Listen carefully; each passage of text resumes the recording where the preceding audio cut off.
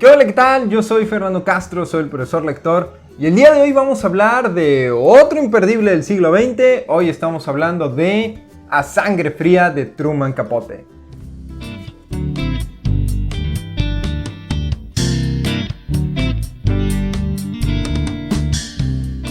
Bueno, pues así es, como ya dijimos, este libro que fue publicado originalmente en el año de 1966 fue escrito por un autor estadounidense conocido como Truman Capote. No sé si tú lo conozcas, pero sí es bastante popular. Ahora, este es considerado el primer libro novela de no ficción. Ahorita vamos a hablar exactamente a qué nos referimos con eso de novela de no ficción. Es uno de los libros más exitosos del siglo XX en los Estados Unidos.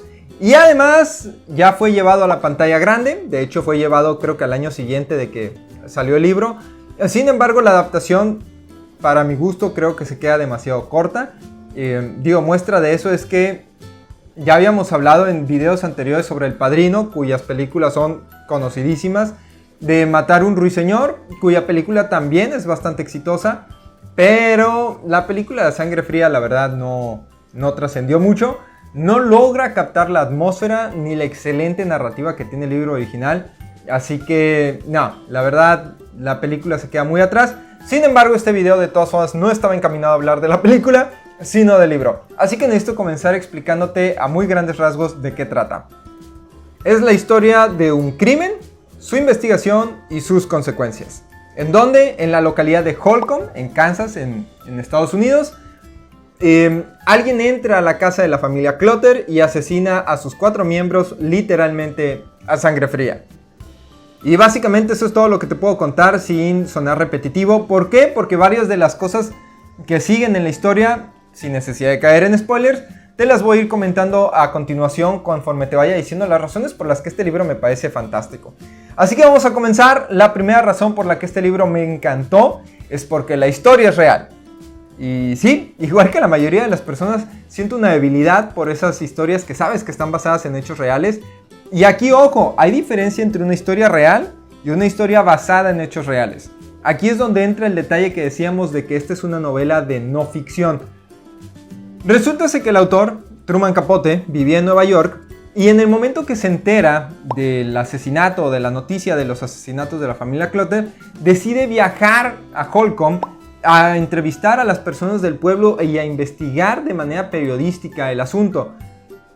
En parte o en gran medida lo hace porque él en su infancia había vivido en uno de estos pueblos que quedan en esa línea entre pueblo grande, ciudad chiquita, todavía con costumbres muy arraigadas, muy tradicionalistas los pueblitos. Entonces, como él había vivido en un pueblo así, a él le llamaba la atención cómo podría afectar en una localidad de este estilo un evento tan grande o tan trágico como el asesinato a sangre fría de una familia completa. Así que Capote se prepara, hace sus maletas, le llama a su vieja amiga Harper Lee, de quien por cierto también hablamos hace solo unas semanas, porque ella es la autora del libro de Matar un ruiseñor, que también acabamos de reseñar, y juntos viajan a la localidad de Holcomb, donde empiezan a entrevistar al pueblo, a la policía y a todo tipo de involucrados. Cuenta la leyenda, no me consta, ¿verdad? Pero pues lo he visto en varias fuentes, así que imagino que tiene cierto grado de verdad, que al principio Capote también se estaba cansando de estas entrevistas porque mucha gente no se abría con él o no quería recibir una entrevista de él, puesto que tenía un estilo de vida muy extravagante y era abiertamente homosexual, y en un pueblo tan tradicional y conservador como que obviamente esto no era muy bien visto. Así que él, después de unos días de estar medio fracasando, como que se hartó y se quería regresar, y fue precisamente Harper Lee quien lo convenció de que continuara con su trabajo. Se agradece donde sea que estés, Harper Lee. Total, a lo que iba con todo esto, y aquí hago otro paréntesis, es que yo varias veces he comentado en otros videos que las novelas históricas no se deben de interpretar como documentos históricos. A veces uno como lector moderno del siglo XXI ve una novela histórica y quiere creer, romantizamos la idea y queremos creer que todo lo que sucede en la novela así sucedió en la vida real, hasta diálogo por diálogo. No. De hecho, hay autores que desde el principio de su novela histórica te plantean de que los personajes son ficticios, la mayor parte de la trama es ficticia, pero se desarrolla en un ambiente histórico o en un acontecimiento histórico, en un marco histórico, por así decir, Sin embargo, hay otras novelas que sí recurren a personajes históricos tal cual como protagonistas, que conviven o interactúan con otros personajes que también existieron en la vida real y que desarrollan acciones que sabemos que sí sucedieron en la vida real. Entonces esto presta todavía más a que muchas veces el lector crea que realmente está leyendo un documento histórico novelizado. No, no es así. Las novelas históricas tienen gran parte de ficción. Y este libro, que se considera una novela de no ficción, se considera así precisamente porque se basa en las entrevistas que hizo Truman Capote a todos los involucrados, a la gente del pueblo, a los sobrevivientes de la familia Clutter, porque vale mencionar que había dos hijas que no vivían con la familia en ese momento. Entonces también entrevista a familiares, entrevista a la policía, incluso entrevista, y esto te aseguro no es spoiler, entrevista a los asesinos. Ahorita vamos a hablar de eso. No es spoiler, lo sabes desde el principio.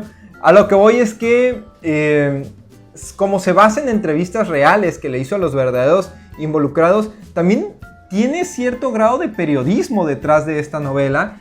Pero, y quiero dejar esto en claro, eso no significa, igual que en una novela histórica, que el 100% de lo que lees sea real. Probablemente el 90%, el 85%, el 92%, no sé en qué grado, pero probablemente sí sea la mayor cantidad de información real que podamos encontrar en una novela. Eso no quita que tiene cierto grado de ficción, que le metió de su propia cuchara Truman Capote. Testimonios e investigaciones posteriores a la publicación del libro han demostrado que algunos de los detalles que se cuentan en este libro no son reales. Sin embargo, son detalles, son cosas, o al menos hasta ahorita lo que yo he podido enterarme, en su mayoría, o por no decir que toda la información que puso falsa el autor, han sido detalles mínimos que no afectan en sí el desarrollo de la historia misma. A grandes rasgos la historia es real, los personajes son reales, se presume que la mayoría de los diálogos también lo son porque están basados en las entrevistas de las personas involucradas, así que hasta donde sabemos probablemente sea lo más cercano que tengamos a un documento histórico novelizado. Eso no significa que el 100% de lo que aparece en este libro sea real. Sin embargo, creo que al final esto ya no sonó tan positivo. Yo lo estaba diciendo como algo bueno. Sí, a mí me encantó saber que la historia es real y que los personajes son reales, que la mayor parte de la información que se maneja aquí es real y que incluso los mismos personajes intervinieron en el desarrollo de la escritura del libro, puesto que ellos fueron los que dieron sus testimonios para que este se pudiera escribir. Así que sí, eso se agradece. Es como decía, ahora dicho desde el punto de, o visto como algo positivo, se agradece que sea probablemente lo más cercano que tengamos a un documento histórico novelizado. Una segunda razón por la que este libro me encanta es por el narrador omnisciente. Y vas a decir, ay, pues narrador omnisciente hasta los cuentos de Disney, ¿no? Pero lo ves que este libro no se enfoca nada más en una línea narrativa directa, sino que nos va a estar intercalando tres historias distintas. Nos va a contar la historia de la familia Clutter, nos va a contar la historia del pueblo de Holcomb y nos va a contar la historia de los asesinos. Por eso te decía que no es mucho spoiler que te diga que conozcamos a los asesinos o que nos esté contando su historia, porque prácticamente desde el inicio los vamos a conocer, vamos a saber dónde andan y qué están haciendo. Sin embargo, aquí en el desarrollo de la investigación, el misterio no es conocer quién es el asesino, sino cómo, por qué, y más específicamente por qué a ellos. O sea, por qué a la familia Clutter. Sí tiene misterio, sí tiene cosas que dices, ya quiero saber por qué, o ya quiero saber esto. Pero no te vas a preocupar por saber quién es el asesino, porque eso lo sabes prácticamente desde el inicio de la novela. Por eso es por lo que me parece que un narrador omnisciente era la mejor elección que se podía hacer. Sí hay autores que en este tipo de situaciones donde intercalan distintas historias, prefieren optar por distintos tipos de narradores, y hay autores a los que les sale muy bien. Hay otros autores a los que honestamente no se les da eso de intercalar narradores. Creo que Truman Capote o se fue a la segura o lo consideró la mejor opción. Cualquiera de las dos me pareció fantástico. Para mí, el hecho de que utilizara un narrador omnisciente que no se ve involucrado en la historia y que narra los hechos de una manera prácticamente objetiva, aunque vamos a ser honestos, no siempre va a ser así, pero a mí me parece muy buena elección. Me encantó el tipo de narrador que utilizó para que pudiera desarrollar esta historia de mejor manera. Y dicho eso, pasamos al tercer punto, porque tiene relación con lo que acabo de decir. La tercera razón por la que me gusta mucho este libro es por la atmósfera que logra crear el autor. aquí quiero dejar algo en claro. No es la única historia que he leído de Truman Capote. He leído otras de sus historias cortas y he leído la novela del arpa de hierba. En varias de estas historias, principalmente en la novela del arpa de hierba, también las desarrolla en pueblos o en localidades muy similares o con las mismas características de Holcomb. Sin embargo, en ninguna de ellas logra, como en A Sangre Fría, realmente adentrarte en esta dinámica que decíamos de pueblo grande, ciudad chiquita. En A Sangre Fría lo logra de excelente manera. Logras realmente sentirte parte del pueblo, empatizar con los personajes del pueblo, sentir que estás ahí. Logras empatizar con la familia Clutter, que también se menciona que era una familia muy querida por el pueblo. Herbert sobre todo, ¿no? Que es el padre. Era muy querido por las personas. Él tenía sus campos y trabajadores a su disposición. Y era una persona que la gente quería trabajar con él, porque se preocupaba mucho por sus trabajadores, los cuidaba y todo. Entonces logras empatizar y querer a la familia Clutter. E incluso, no voy a decir empatizar, al menos en mi caso yo no empaticé con los asesinos, pero sí logras comprender un poco detrás de la historia de ellos. Logras, sí, comprender un poquito la narrativa que hay detrás de las acciones mismas. Vuelvo a lo mismo, digo, no empaticé con ellos, o al menos yo no sentí ese sentimiento, no creé ese sentimiento por ellos. Tampoco mucho menos los justificas, pero sí comprendes un poquito que hay más allá detrás de un acto así, ¿no?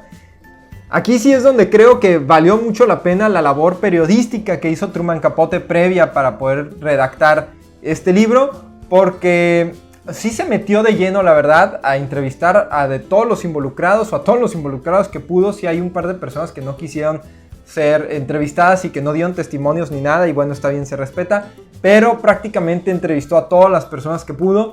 Así que esto se ve plasmado en muy buena información y una muy buena atmósfera. De hecho, es también conocido el dato de que tanto se adentró en su investigación Truman Capote, que incluso llegó a hacerse amigo de los asesinos cuando los entrevistaba, lo cual da un poquito medio de cringe, pero bueno, así es la vida, ¿no? ¿Qué más podemos decir? Y la cuarta razón por la que me gustó mucho el libro es por la forma en que desarrolla la historia. Es decir, por un lado, utiliza recursos literarios como los flashbacks o la elipsis, muy bien utilizados, que no cualquier autor sabe recurrir a ellos. Él los utiliza muy bien, generando expectativa en momentos en los que probablemente no lo hubieras logrado por cómo se dieron los hechos en la vida real, pero te logra tener con esa incertidumbre de decir, oh, ¿qué va a pasar? Está padre. Pero aparte también porque, como decía hace rato, no solo es la historia del crimen y su investigación, es decir, no es una historia de Scooby-Doo donde al final descubres quién es el asesino, le quitas la máscara y se acabó. No, aquí descubres el asesino, pues bueno, uno como lector prácticamente desde el principio, obviamente la policía se tarda, pero a lo que voy es que la historia lleva o se desarrolla hasta sus últimas consecuencias. No solamente queda en la investigación, sino que lleva la historia hasta sus últimas consecuencias, lo que para uno que está buscando saber lo que ocurrió en la vida real, se agradece un chorro. Porque muchas veces cuando ves este tipo de historias basadas en hechos reales, al final quedas con mucha incertidumbre de qué pasó después y pues bueno, tienes que investigar en Wikipedia o cosas por el estilo y dices, ah, bueno, pues a ver. No, aquí el libro lleva las cosas hasta sus últimas consecuencias, lo que de verdad está bien padre. Yo agradezco mucho eso del libro y creo que esas son las 4 razones por las que me encantó. Lo recomiendo mucho. A lo mejor no suenan tan convincentes, pero es que es un libro difícil de explicar. No sé, a mí, yo lo he leído 2 veces. Bueno, lo leí una vez, voy a ser bien honesto. La segunda lo escuché, ¿no? Lo puse en audiolibro. Pero me encantó, me encantó. Creo yo, nada más si hago un pequeño paréntesis para hacer una advertencia. Al principio me estaba costando trabajo. El primer capítulo sí se me hacía medio lento. Sí sentí como que no estaba avanzando mucho, sobre todo porque es cuando hace o va generando todos los antecedentes de la familia Clutter y del pueblo. Así que sí, el primer capítulo se puede sentir un poco lento. Está dividido en 4, el primer capítulo se puede sentir un poco lento. Pero una vez que pasas de eso, vale la pena. O sea, una vez que pasas esa parte y que empiezas a enganchar desde el final del capítulo 1, empiezas a enganchar con la historia, te empiezas a adentrar y dices que bueno que leí lo anterior. Porque sí sirve, o sea, tampoco es información basura, sí sirve, solo que tienes que darle la oportunidad. Probablemente, si tú no eres muy fan de leer libros extensos, que tampoco es muy extenso, pero bueno, sobrepasa las 200 páginas, que para muchos ya es ya es largo. Si no eres muy fanático de estos libros, probablemente al principio te parezca aburrido. Dale la oportunidad. Yo te recomiendo que le des la oportunidad porque te puede gustar mucho. Y no te bases en la película, no quieras ver la película en YouTube o en Cuevana o algo por el estilo.